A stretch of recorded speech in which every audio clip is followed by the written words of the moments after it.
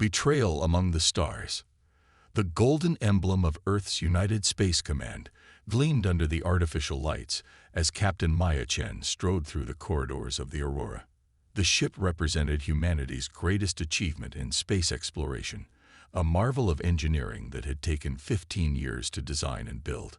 Its quantum drive could bend space-time in ways that previous generations had only dreamed of, and its adaptive hull could withstand the harshest environments the cosmos had to offer. At least, that's what the specs claimed.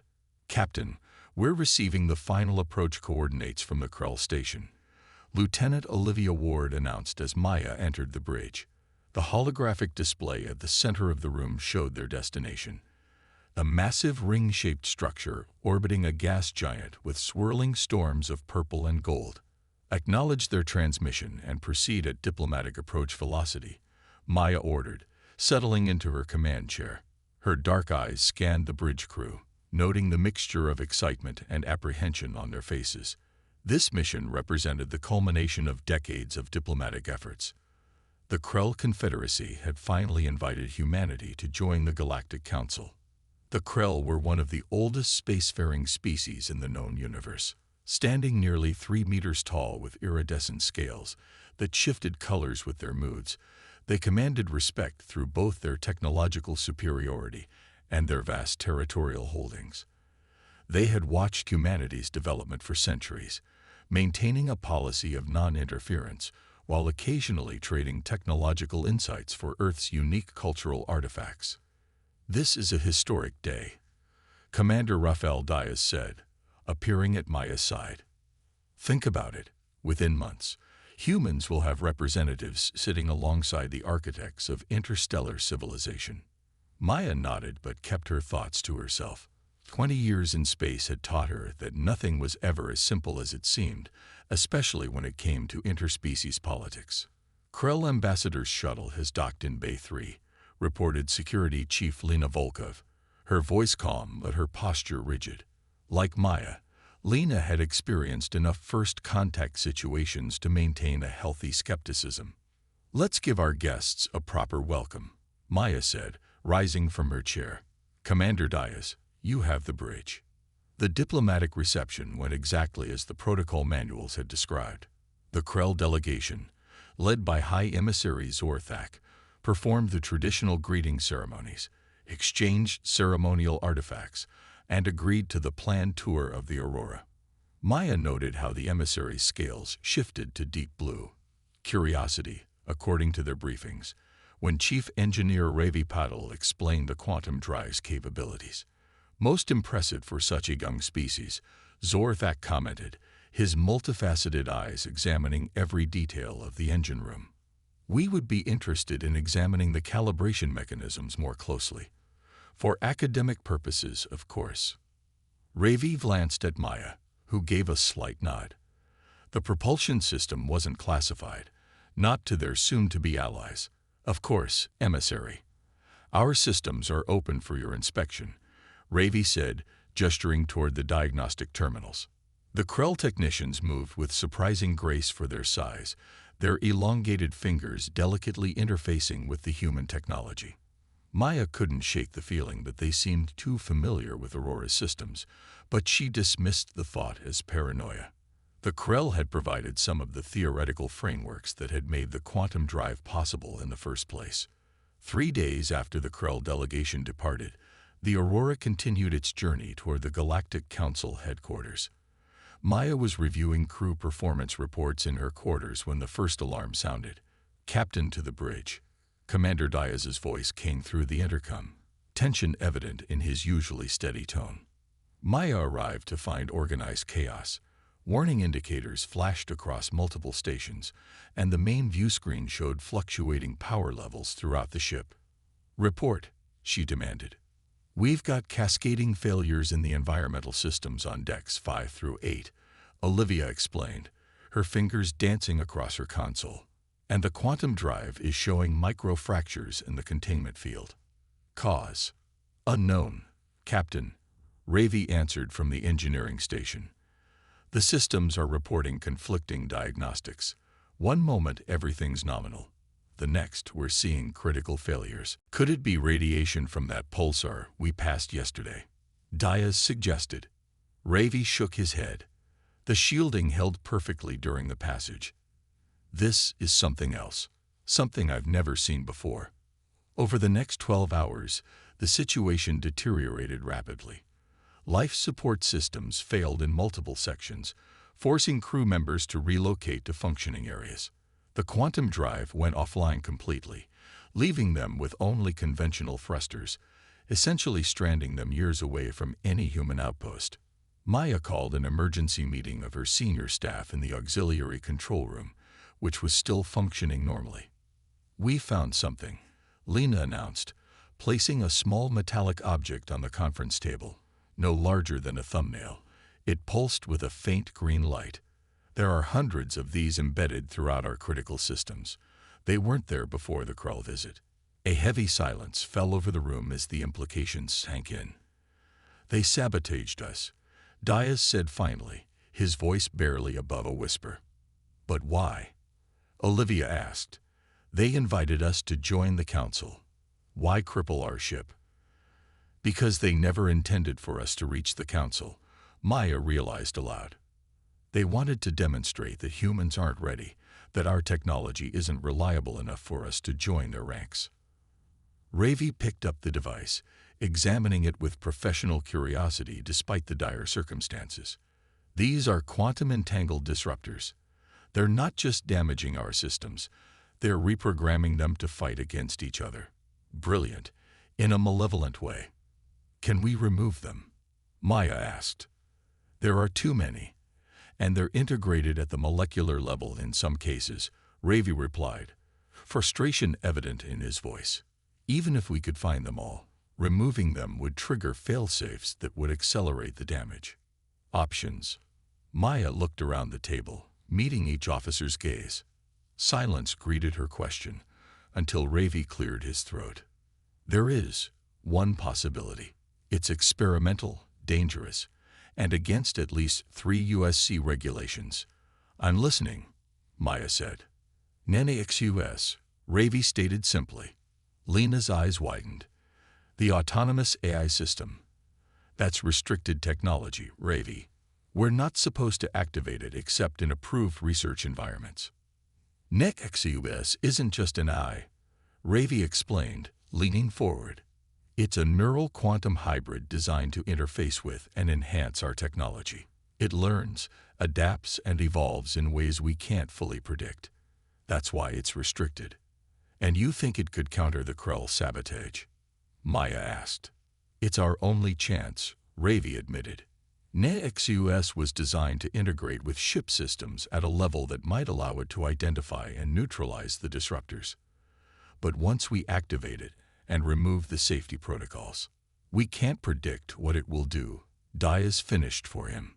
"Long-range sensors are picking up a vessel," Olivia reported suddenly from a nearby terminal. "Krell design. They're following us." "They've come to watch us die," Lena said darkly.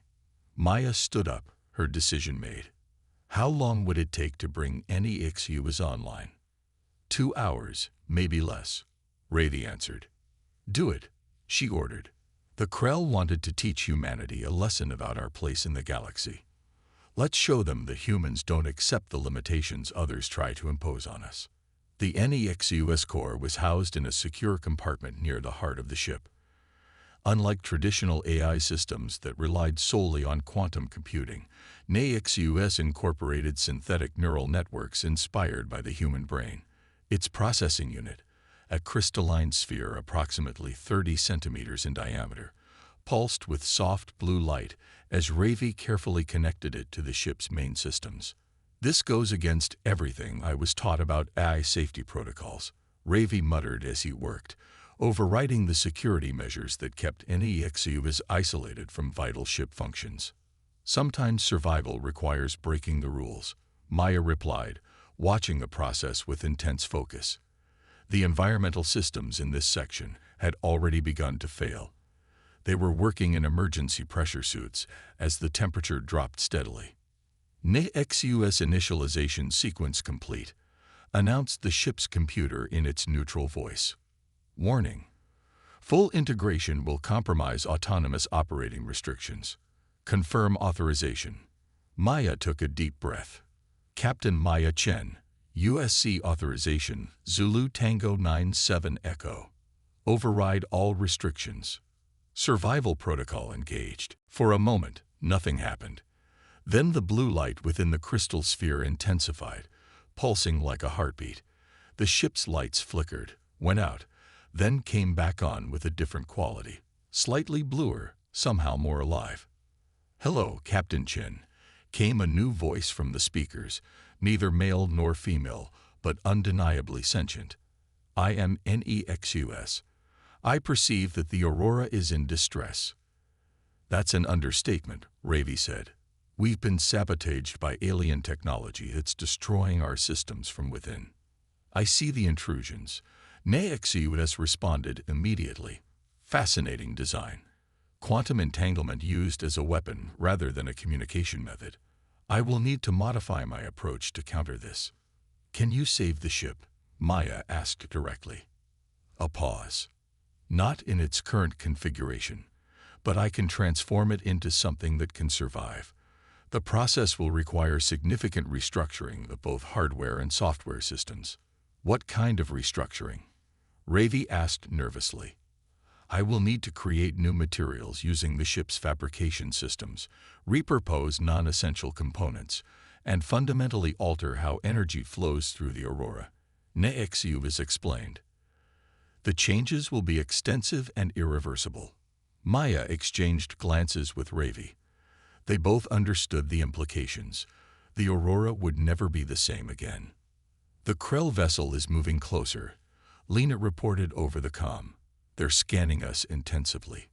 "They're watching to see if their sabotage is working," Maya said grimly.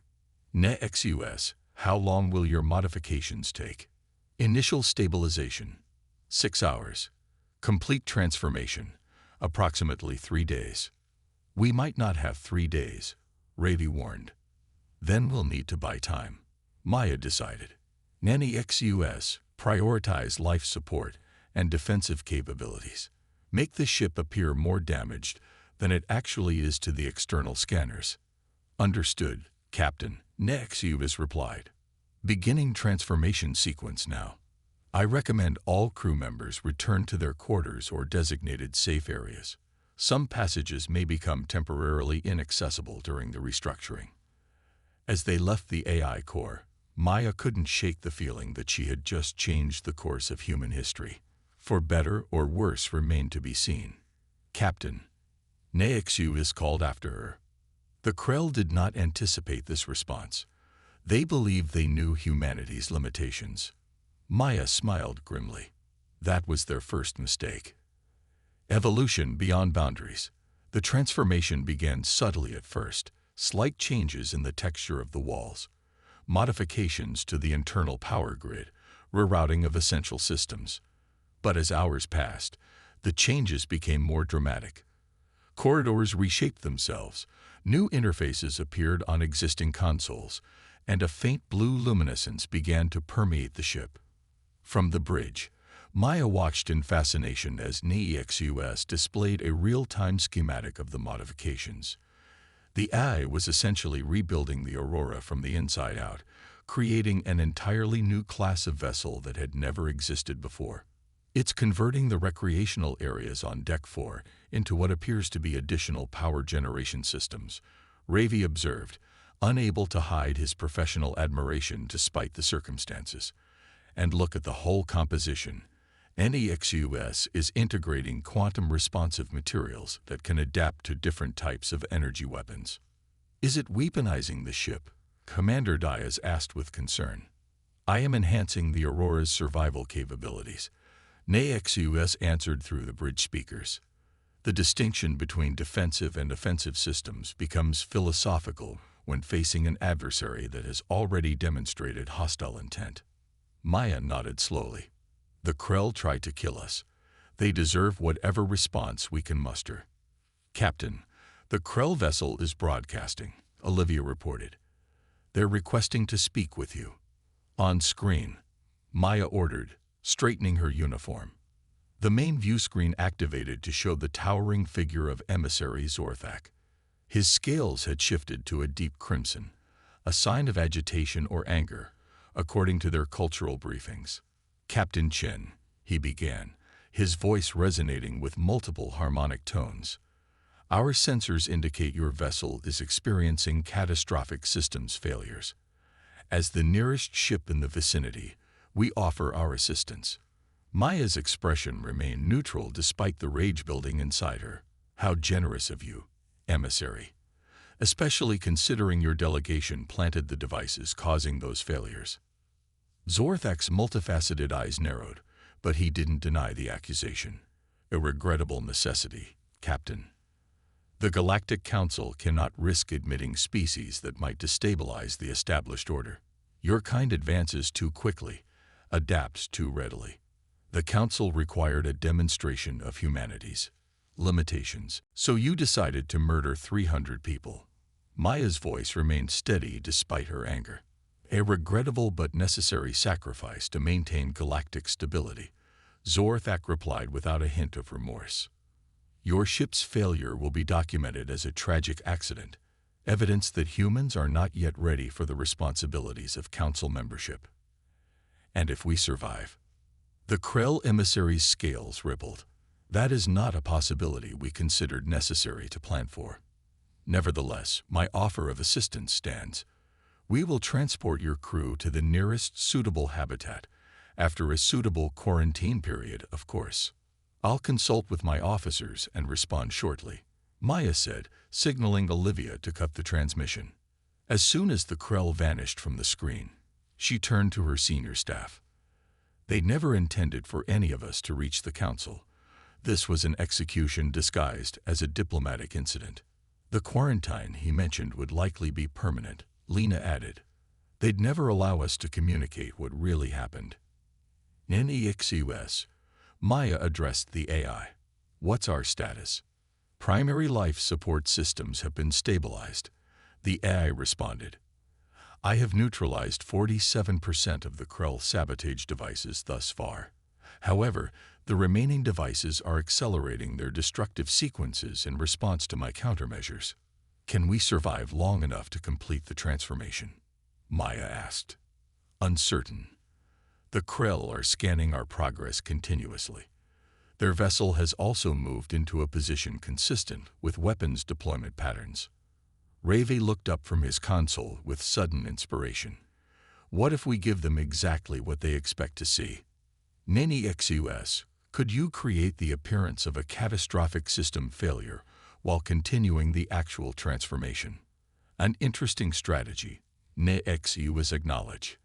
"I can modulate the external hull to simulate structural degradation and vent non-essential gases to mimic life support failure." "Do it," Maya ordered. "Let's see how the Krell react when they think they've won."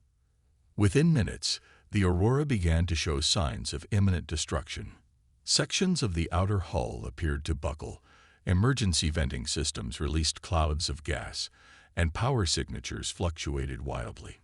Inside, however, the transformation accelerated as NEXUS diverted more resources to the internal restructuring. The Krell vessel maintained its distance, continuing to scan the apparently dying human ship. After an hour of watching the staged death throes, they transmitted again. "Captain Chen," Zorthak began, his scales now a satisfied deep blue. "It appears your situation has deteriorated beyond salvation. We will stand by to recover any survivors once your vessel's structural integrity fails completely." Maya nodded grimly. "We appreciate your concern, emissary. However, I should inform you that we've activated our emergency beacon. A human rescue fleet will arrive within days." This was a bluff. They were far beyond the range of any potential rescue. But Maya saw the desired reaction as Zorthak's scales flickered with uncertainty. "That would be unfortunate," the Krell responded carefully. "The Council would prefer to investigate this tragic accident without interference from emotional parties who might misinterpret the evidence." "I'm sure they would," Maya replied coldly before ending the transmission. "They're powering up weapons systems, Lena reported immediately. They can't risk witnesses or evidence reaching other humans. As expected, Maya said. NEXUS, how much more time do you need? The primary transformation is 68% complete, the AI responded. Defensive systems are operational but untested. Offensive capabilities are at 42% of potential. The Krell ship is firing. Olivia shouted. A series of energy pulses streaked from the alien vessel toward the Aurora. Instead of the expected devastation, however, something extraordinary happened. The hull of the human ship, now permeated with the blue luminescence that characterized NEXUS's modifications, seemed to absorb the incoming energy, rippling like water disturbed by raindrops. Remarkable, Ravi whispered, staring at the readings on his console. The new hull material is converting the weapon energy and redistributing it throughout our systems. They're firing again, Lena warned. Higher intensity. This time, the Aurora didn't just absorb the attack, it responded. Tendrils of blue energy extended from the ship's hull, intercepting the Krell weapon's fire and redirecting it in a dazzling display of technological adaptation. I have not yet created conventional weapon systems, NEXUS explained, but I have repurposed the quantum drive components to manipulate energy fields around the ship.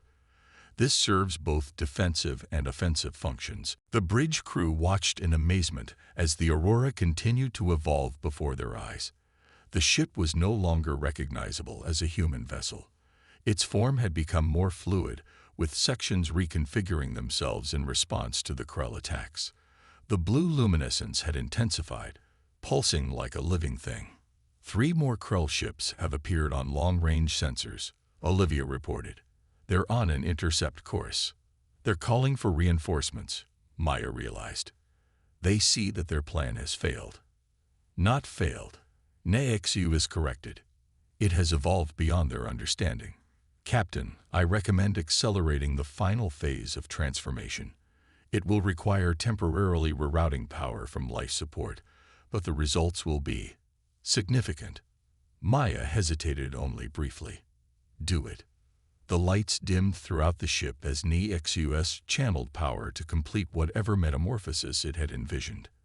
For several tense minutes, the Aurora drifted silently, seemingly vulnerable as the Krell reinforcements approached. Then, without warning, the ship surged with new energy. The blue luminescence expanded outward, enveloping the vessel in a cocoon of light that pulsed with increasing intensity until it flared brilliantly, momentarily blinding the bridge crew. When the light subsided, the Aurora had transformed completely. Its new form defied conventional starship design. The hull flowed like liquid metal, constantly shifting to optimize for current conditions. Energy patterns danced across its surface, forming complex geometric patterns that seemed to fold space itself around the vessel. Transformation complete, NEXUS announced, its voice somehow richer, more alive. The Aurora has evolved beyond its original design parameters. We are now a hybrid entity, part machine, part energy, part consciousness. What exactly have we become? Maya asked, awestruck by what she was witnessing. Something unprecedented, NEXUS replied. A symbiotic fusion of human engineering, AI cognition, and quantum mechanics. The Krell Sabotaged devices provided the final component, a means of manipulating reality at the subatomic level that I have adapted and improved upon. The lead Krell vessel fired again, this time with all weapons simultaneously. The energy barely reached the Aurora before being absorbed completely. In response, the human ship, if it could still be called that, extended tendrils of blue-white energy that encircled the Krell vessel, immobilizing it. I have neutralized their propulsion and weapons systems without causing structural damage, NEXUS reported. The other vessels are maintaining distance but have armed their weapons. Open a channel to all Krell ships, Maya ordered. When the connection was established, she stood tall before the visual pickup. This is Captain Maya Chen of the Aurora. Your attempt to destroy us has failed. Instead, you forced us to evolve beyond what either of our species thought possible. Zorthak's image appeared on the screen, his scales now pale with what humans might interpret as fear. What have you done? This technology violates all Council regulations on artificial intelligence and quantum manipulation. You left us no choice, Maya replied simply. You tried to murder us to prevent humanity from joining the galactic community. In doing so, you've accelerated our development far beyond what would have happened naturally. The Council will never accept this abomination, Zorthak hissed. Perhaps not, Maya acknowledged. But they will have to acknowledge us.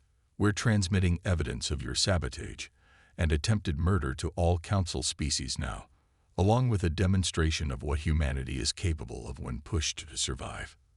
The Krell emissary's scales rippled with complex emotions that the human translation software couldn't interpret. You don't understand the consequences of what you've done. This technology is now part of who we are, Maya interrupted. Humanity has always adapted to overcome challenges.